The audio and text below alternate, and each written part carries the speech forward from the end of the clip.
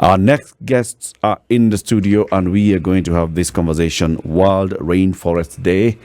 Diida Wario is the project manager, Mount Kenya Sustainable Landscape and Livelihoods Program. And Michael Orangi is country director, Kenya and Tanzania Rainforest Alliance. Good morning, gentlemen. Good morning. Welcome to Kenya's biggest conversation. Thank you. Thank you very much for joining us and happy World Rainforest Day. Is that what you say? Absolutely. Okay. We are going to have a conversation as also joined by the governor of Kakamega County, CPA Fernandes Barasa, who will be joining us via video link from Kakamega. He is having some meetings, so when he's ready, he'll also join the conversation. When you talk about a rainforest, what's a rainforest? So a rainforest is, let's say, a typical forest that is along the tropics. But also has very natural, vegetation and with a lot of biodiversity in terms of the terrestrial species that are contained. And basically they are along the tropical region. That is, you understand the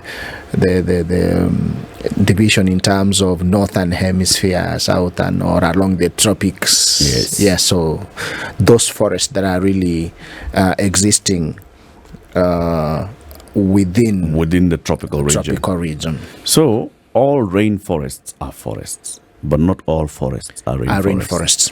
Are all forests in Kenya rainforests? Because we're in the tropical region. They are not. Okay. They are not. There could be forests in the northeastern. He will tell you he has a forest near his home. Forests. There are other forests, maybe in Mount Kenya, but where the zero, the equator line. So the distance from the equator matters as well. Absolutely. Okay. Yeah, and so far, we know in Kenya, I think the only tropical forest we have is Kakamega Forest. Yeah. That's the only tropical forest in the country? Yes. Mount Kenya, the equator cuts across Mount Kenya, and there's a forest. Diida. Yeah. Yes, true. The equator cuts near Mount Kenya, Yeah. and there's forest. As a matter of fact, there's a very important forest in Mount Kenya, which is rich in biodiversity. But to the definition, as alluded by my colleague Michael, of rainforest in Kenya, the only one which is classified as rainforest is that one of Kakamega. You've introduced a new discussion. We're talking about tropical forest, now we're going to rainforest. So, what is a rainforest? That's what we were talking about. Yeah. No, Today being Rainforest Day. Yes. Rainforests are found along the tropics. Yes. Okay, so are tropical forests rainforests? Yes. There are those who say they are. Why? And what makes it a rainforest? I think typically it is the consideration that, there's a lot of science, of course, studies. We are not scientists, but there's a lot of classification around the potential of these forests, one, to have the real indigenous status of the forest, and also the element of the number of species that they contain, the indigenous species that survive in those forests. But also the other element is the potential to make rain, because basically forests are alive, forests are water. So there could be other forests, maybe along the coastal line, but they do not generally lead to rain making as potential as those ones that are really classified as rainforests. Okay, then I guess the question would be, why are these particular forests important to have and then important to conserve? Forests are absolutely very important to preserve and conserve because, as by the term rainforests, these are the forests that absolutely give water to us. They generate rainwater basically. So the way these forests are managed, the type of species that they contain in them, they play a very critical role in terms of rainmaking.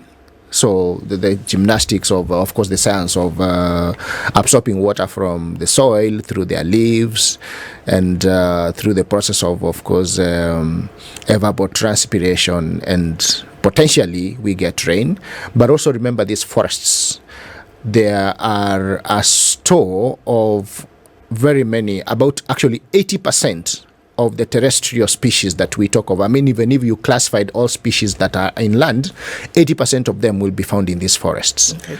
But also remember that these forests play a very critical role in terms of cleaning our air. I mean, a lot of carbon that is generated from our agriculture, from our industrial work, is taken in by the trees to manufacture their own food, and they give us oxygen. So they basically purify the air. Mm-hmm. Yeah, and not also forgetting that they, by so doing, of course, they cool the earth. Yeah. Yeah. Otherwise, we could be burning, and but also they also, you know, in a way create shade.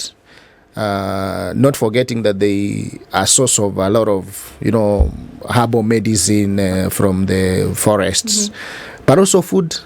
Yeah. Is it possible to replicate a forest? Can you plant a whole forest from the beginning? Because the ones that we speak about are natural in nature, isn't it? Yeah. We found them there. Yeah. But obviously you see the attributes, some of the things you've talked about, 80% of terrestrial species resident in forests. And these species we're talking about could be animal or plant, right? Yeah. And we also see the effects that these forests have on the environment. And, you know, this is a good thing in terms of what it's able to do. Provide rainwater, cool the environment, clean the air.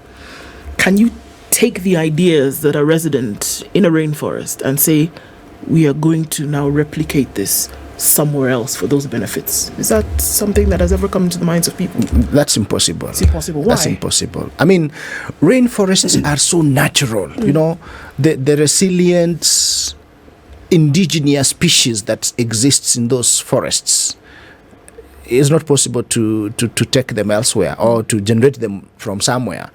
But what we do, and that is the importance why we are really crying to this world, that can we conserve these rainforests that are remaining? Because if we continue destroying them, we might lose the 80% of terrestrial species that we are talking about. We can grow forests, yes, natural, man-made, whether they are of eucalyptus or cypress or whatever trees, but you lack that originality, the indigenous species. The biodiversity. The biodiversity, absolutely. You're very right. Yeah. Diida. Yes. You are project manager for Mount Kenya Sustainable Landscape and Livelihoods Program. How far does your program extend and what does it do? Yeah, thank you very much. So Mount Kenya Sustainable Landscape and Livelihoods Program is a program which is focused on conserving Mount Kenya. Currently, we are working directly in two counties, the county of Kirinyaga and the county of Embu. And the focus is the entire county. After the initial work, we want to expand to the other remaining four counties. That is county of Meru, Tharaka-Nithi, Laikipia, and also Nyeri. So that's the big ambition. In this landscape, what we do is we work with multiple of stakeholders from the forest community, like the Community Forest Association, Water Resource Users Association, as well as the government aligned ministries, Kenya Forest Services, Kenya Wildlife Services, the county government, national government, private sector, which are also interested in the forest and in the land conservation. We also work with the financial players and by bringing them to the landscape so that we all look at the value of the land, the forest, in a holistic way. So what we do is we convene these groups, these small stakeholders, and we identify sites which are degraded, and from there we restore. So we have one pathway in the program which we call it landscape restoration pathway. And this pathway is supported by landscape management pathway, which is helping in coordination of those stakeholders. And then finance also comes in, and resilience of the farmers in the landscape. We don't leave behind the local communities. That's the main farmers. They are tea farmers and coffee farmers. They are very important in forest conservation because they are cultivating along the forest after the buffer zone, from Nyayoti zone down to tea area, down to coffee, and then to the other enterprises. In these two counties that you work, Kirinyaga and Embu, how many gazetted forests do you have?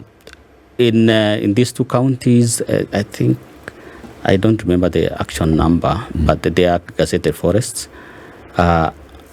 Each block, the forest one, but they are blocks. In each area, there are foresters who are in charge of a certain area. Like they call it Muriduku Forest. There are people who are in charge there. The Community Forest Association is working along with Kenya Forest Services to conserve them. But there are a number of forest blocks, but the forest is for Mount Kenya as a one. What are the ways in which we are seeing forests being destroyed today? Yeah, there are a number of ways we see forests are being destroyed today.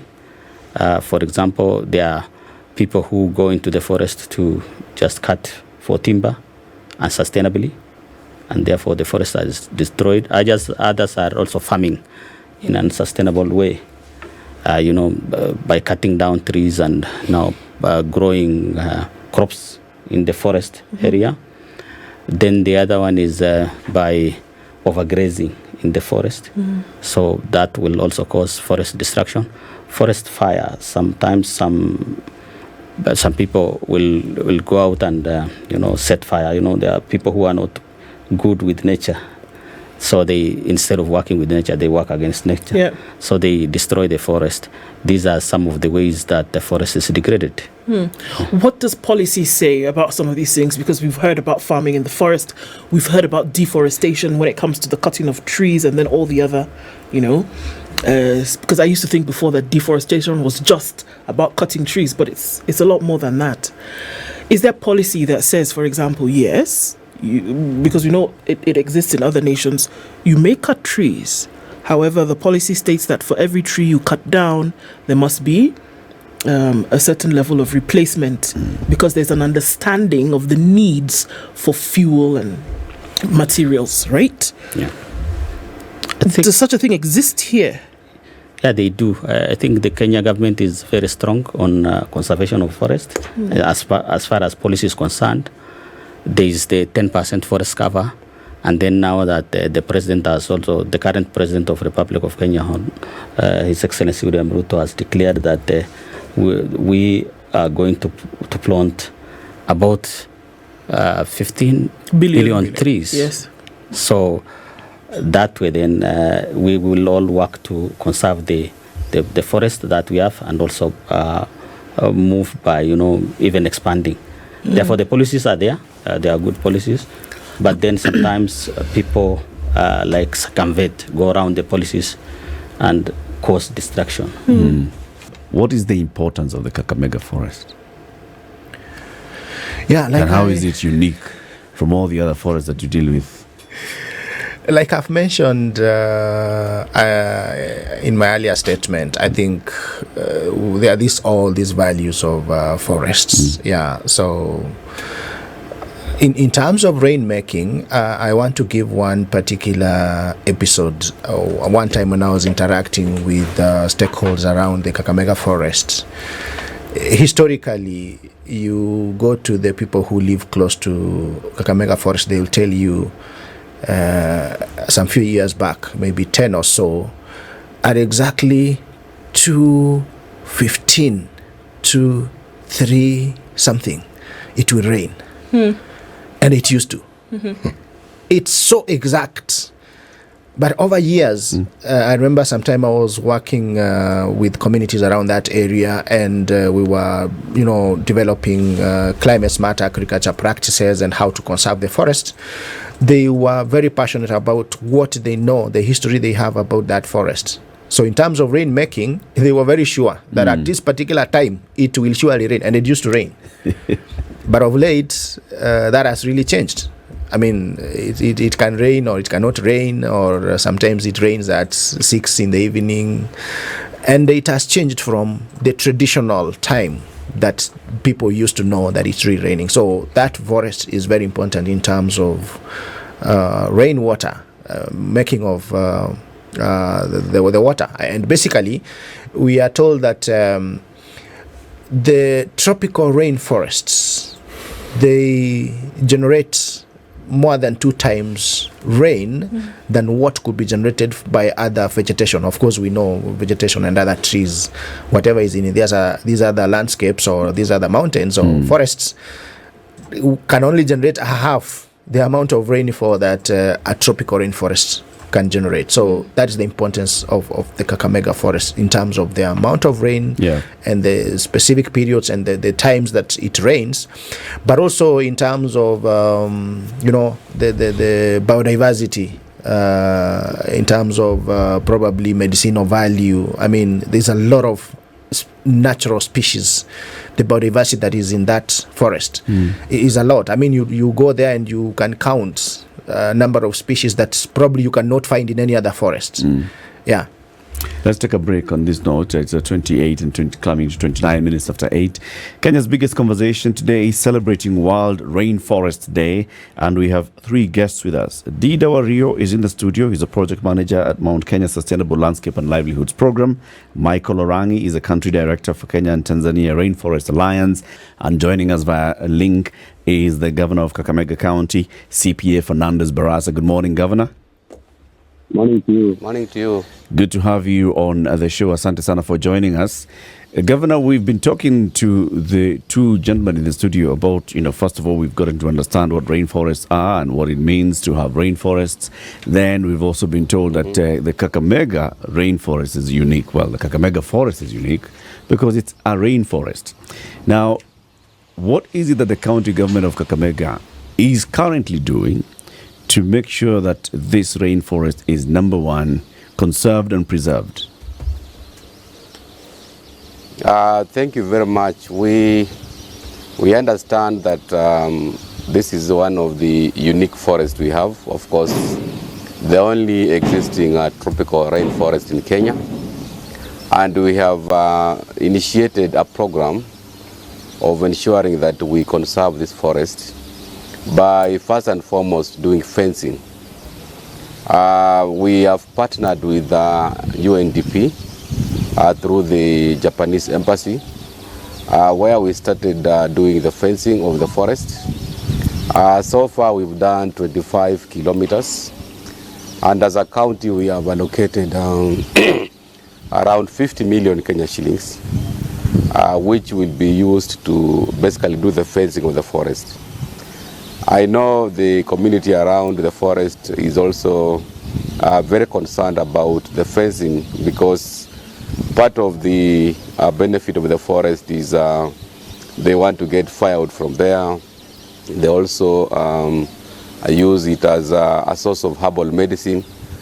So we have a conversation with other agencies on how we can get them the source of firewood, maybe going green or using the K-gas. The other issue we are doing as a county is to sensitize the community about the benefits of this forest, and also to bring on board people who can help us to do what we call a tree growing as opposed to tree planting. And to that initiative, most of the people have come on board to adopt the forest. Like the First Lady, Her Excellency Rachel Ruto, has come on board. She has adopted around 5,000 acres. And we're also calling upon other stakeholders who can come on board to conserve the forest by having seedlings, growing the trees and maintaining them. So those are some of the initiatives we are doing as a county, basically to conserve the forest, because you understand how important this forest is. How big is this forest in terms of the gazetted area in acreage? The forest is 28,795 hectares so far. Hectares. So when hectares, yes. So when you multiply by 2.5, you can guess it's almost over 55,000 acres. Yeah. Governor, even as we look at conserving forests on this day when it's clearly being celebrated, what would you say then are benefits to the county as a general area and then to the country of conserving these forests that can then be a message to everybody? Well, to the county, number one, this forest is a catchment area, source of water, spring water to River Yala, which basically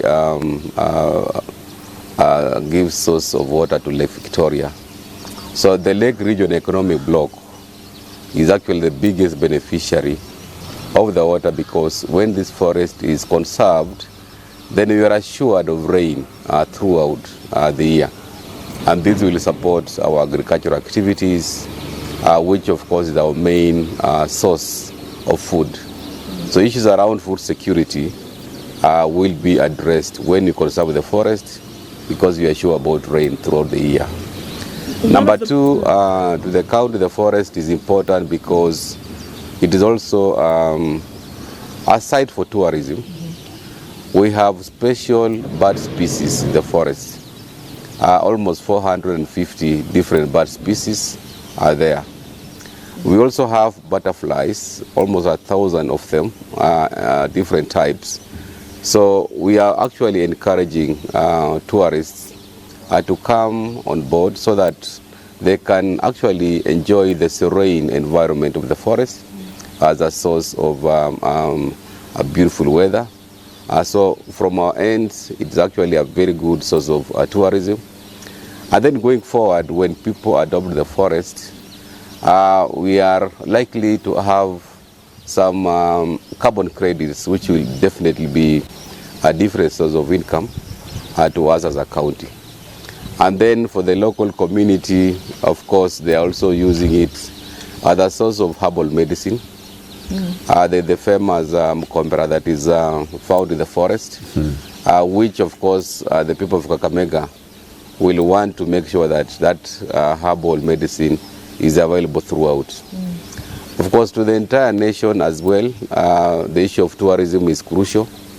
The fact that it is the only existing tropical rainforest in Kenya. So we have a responsibility partnering with the national government through KFS to conserve the forest.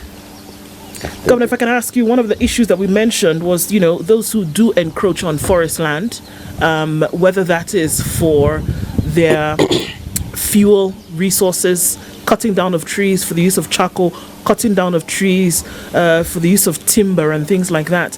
Then there's encroaching on forest land for farming. And these are people who may be resident within the county. These are people who may come from outside and try to do this as well. It is vital in this preservation that we speak about. What's policy like to be able to make sure that these activities are reduced, or to make sure that there is then compensation on their part when it comes to this encroaching or deforestation? Now, in terms of encroachment, the issue of fencing, of course, will address. It's kind of a physical approach to ensure that there is no encroachment. But because we understand the local communities use the forest as a source of firewood, we are trying now to partner with the other agencies to see how they can provide alternative source of firewood. That's number one. Number two, we have actually discouraged the issue of farming in the forest, because you cannot guarantee those fellows who are doing farming in the forest to conserve the trees, because largely they do deforestation. So through our Kenya Forest Service department in the county, and of course partnering with the national government, there's a lot of surveillance that is done in the forest for basically just preventing guys to come and do deforestation. But largely it's about doing sensitization to the communities, providing them alternatives, and then having a program. If they want to go to the forest, it should be restricted, especially for medicinal purposes. People are given specific entry passes, so that if it's about going to get the herbal medicine, it is specifically that, without going in to do deforestation. So all those restrictions, and also continuous surveillance from our KFS people will help to conserve the issue of deforestation, and also having a controlled access to the forest through the initiative of fencing the forest. Yeah. We also have in the studio the two gentlemen, Diida, Wario, and Michael Orangi. Michael, I want to ask you this question.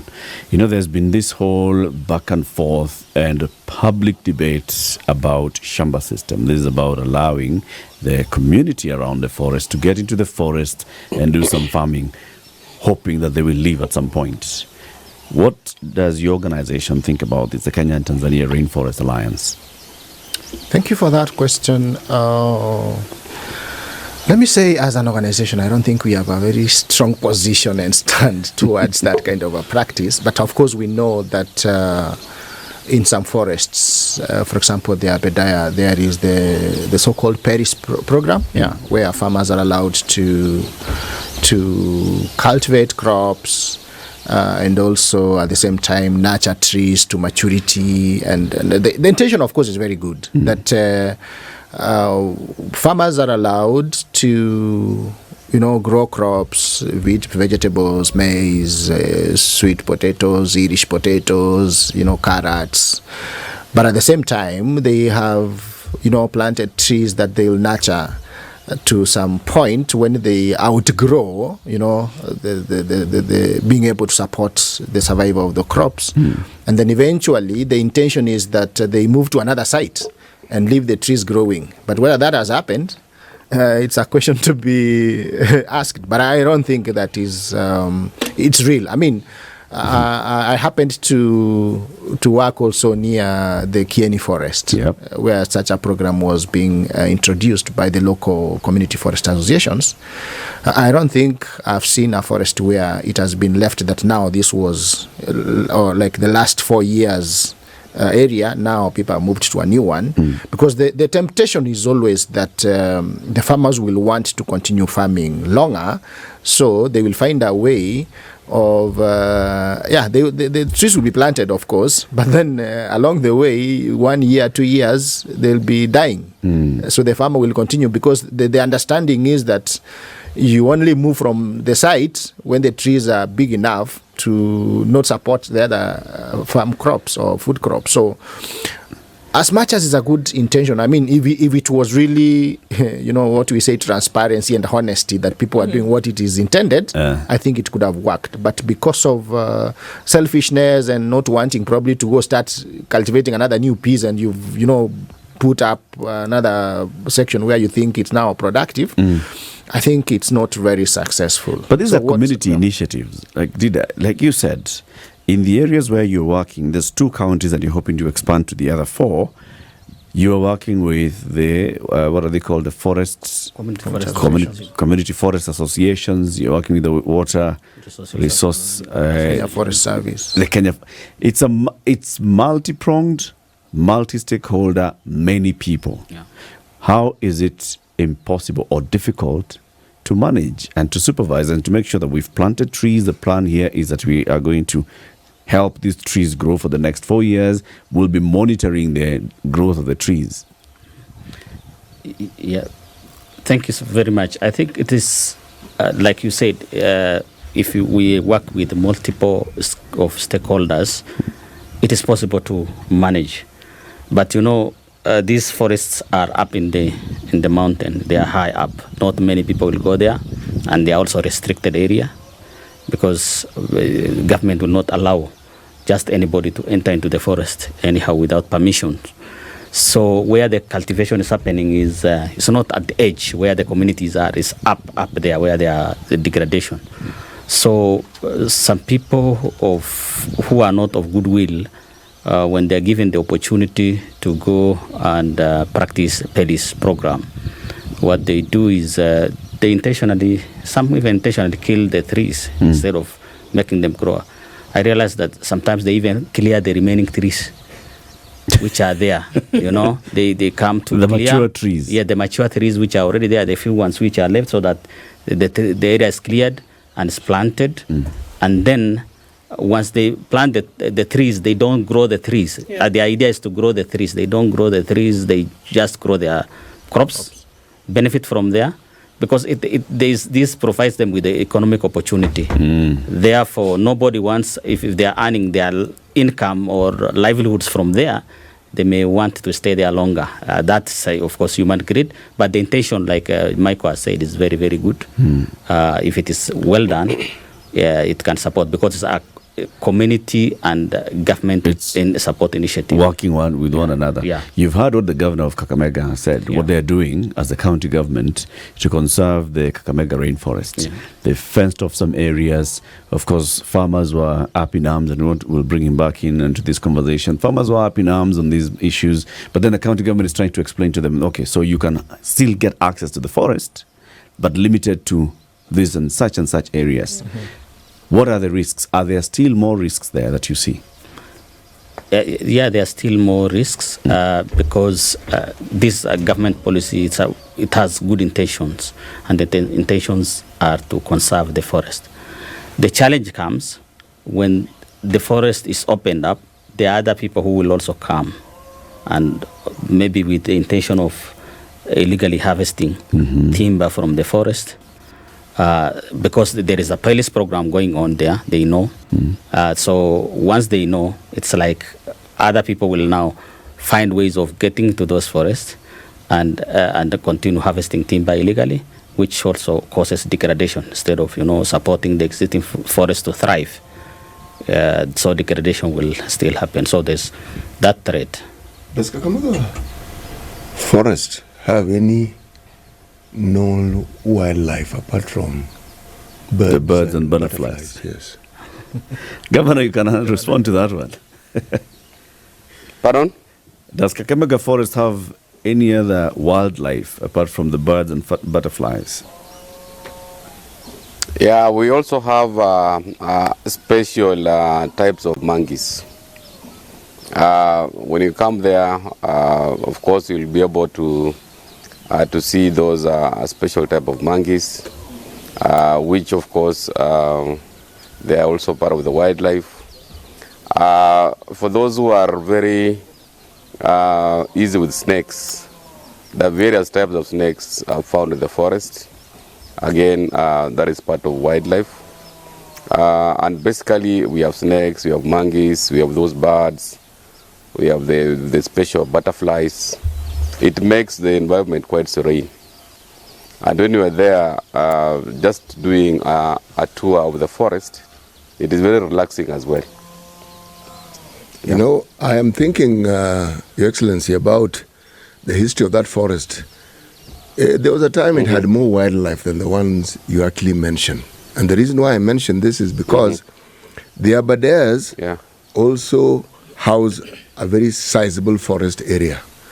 Their problem has not just been humans versus the conservation efforts, which are best exemplified by enhancing forests, but also by wildlife.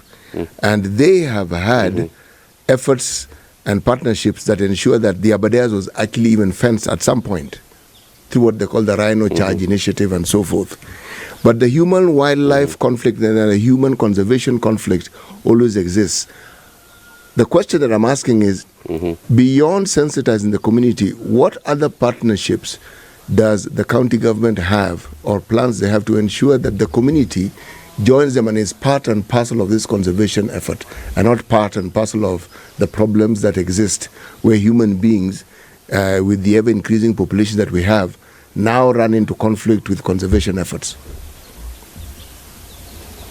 Now, we have some associations, especially the community associations, who are basically some of our stakeholders on matters conservation. Now, what we have done, especially for the communities, besides the sensitization, we now give them the restricted access. And for them, when they go to the forest and get the herbal medicine, of course, it's free of charge. They'll now use that as a source of income, which becomes one of the benefits. Another issue which we are doing, and we are also calling upon other stakeholders, is to have CSR activities, that is a corporate social responsibility, especially for the communities. We have done health centers for them, which becomes one of the ways of just bringing them on board. We are building schools for them. And that is an initiative which we are also calling upon other stakeholders to provide more opportunities, especially in the area of corporate social responsibility, besides giving them the restricted access to get now to the forest and get the herbal medicine. Yeah. You know, the people know of the Nyayo T-zones, but many don't know of the Nyayo T-zone Development Corporation. And also many people, when they hear of the Nyayo T-zone, they hear of the tea and they forget that tea is actually a plant. In fact, specifically a tree. Yeah. And that the whole idea behind the Nyayo T-zones was to ensure that this variety of tree we call tea, another tree varieties, were harnessed and put together to sort of build the ecosystem. Now, that was the theory. But a lot of the land in that T-zone was deforested the area and became farms. Now, there's been a lot of back and forth. In essence, Your Excellency, the question I'm asking is, with the partnerships and the plans you have, how do you ensure is the word here, that people don't encroach on this natural resource, this national and natural resource and county resource, so that the problems we've seen in the past do not occur? One of the things which I want to emphasize is to have restricted access to the forest. And for bringing on board stakeholders to support the program on fencing. This one will definitely help us to achieve the objective of having restricted access. Because at the moment, we have almost 117 kilometers that need to be fenced. So when we do proper fencing, and then we have restricted access, that initiative will definitely be beneficial, especially on the objective of having people who go to the forest have at least some restriction. Number two, the partnership of sensitization is important. And that is why we have brought on board the community associations living around the forest, so that we sensitize them on the importance of fencing the forest. And I remember when we had the stakeholders engagement with them, one of the issues they talked about was how now do we get firewood? Because our only issue there is let's get access so that we can fetch the firewood without cutting trees. But because we're also looking at now sustainability, firewood is not all that sustainable. And that is why we are now looking at alternatives of providing now wood fuel, which will be maybe through K-gas or something like that. And that is why when you provide those alternatives to firewood, definitely the people will not have that motivation of going to the forest. But on the herbal medicines, we have the restriction. And once it's controlled, you'll definitely have a buy-in from the community. And then the initiative of conserving the forest is jointly owned by the community and also the other agencies who are supporting the conservation efforts. Thank you. You know, Governor, when you talk about the government's ambitious plan of planting 15 billion trees within a very short time, if you look at Kakamega, you already have 60,000 acres and a forest which is conserved. Is there more that you're doing to encourage forestation within the community? And what is it that you're doing? What we are doing, which is crucial, is by going out there and encouraging individuals or even organizations to adopt the forest. 2 weeks ago, the National First Lady was here and we planted 30,000 trees. Of course, when we have that initiative, people will definitely be very conscious about developing seedlings on the nurseries and also having that agenda of planting trees within the forest. As I said, the National First Lady has adopted almost 500,000 acres, 5,000 acres rather, and that of course is an initiative which we are encouraging other organizations and individuals to adopt the forest. Kakamega County already, we have put in 50 million Kenya shillings, which will be used to develop nurseries for planting trees in the forest. Part of the money will be used for conservation. So all these efforts, I'm very sure, in the next 5 years, we are going to achieve that objective of the president of having 15 billion trees planted. That one I'm very confident. Asante sana, Governor. Thank you very much for joining us. And as we conclude, gentlemen in the studio, I just want to ask you a yes or no question. Do you think it's possible for us to have 15 billion trees within this program? Michael? Absolutely, it's possible. Absolutely? I mean, it is. It's doable. It's doable. It's a good ambition. And we have space. We have seeds. We have people and technology to raise seedlings. It's doable. Wario? Yes, it's doable. But, planting trees is just one activity. It's just an activity. It's more important to grow trees. It's growing that's the most important thing. It's like they say in Kiswahili, kuzaa sio kazi. Kazi ni kulea. Kulea ndio kazi. Yes. Thank you very much, gentlemen, for joining us. We've been having a conversation with CPA Fernandes Barasa. He's the governor of Kakamega County. Michael Orangi, country director, Kenya and Tanzania Rainforest Alliance. And Diida Wario, project manager, Mount Kenya Sustainable Landscape and Livelihoods Program. This is the Situation Room, the only way to start your day.